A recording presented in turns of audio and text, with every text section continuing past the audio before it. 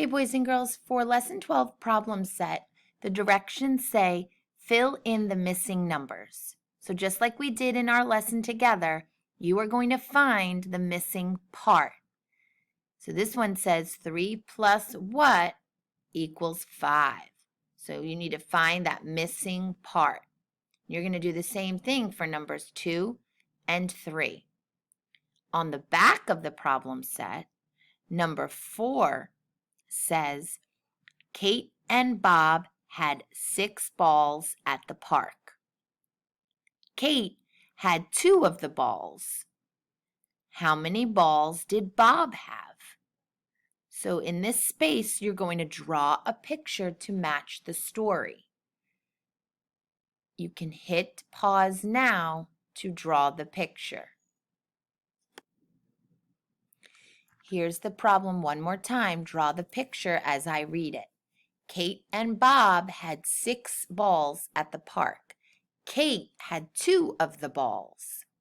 How many balls did Bob have? Draw your picture. When you are ready, hit play to finish the problem. Down here, they want you to fill in your number sentence. So blank balls equals blank balls plus blank balls. Bob had blank balls at the park. So use your picture to help fill in the number sentence. When you're ready, hit play. Okay, and our last problem, number 5, says, I had 3 apples. My mom gave me some more. Then I had 10 apples. How many apples did my mom give me? I'm going to read it one more time and you draw your picture down here.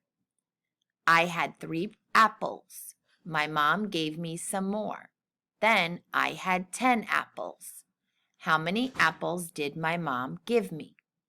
Pause the video to draw your picture now. When you're ready, hit play. Now use your picture to complete the number sentence. Blank apples plus blank apples equals blank apples. Mom gave me blank apples. If you need to complete any of the problems, go back and watch the video again.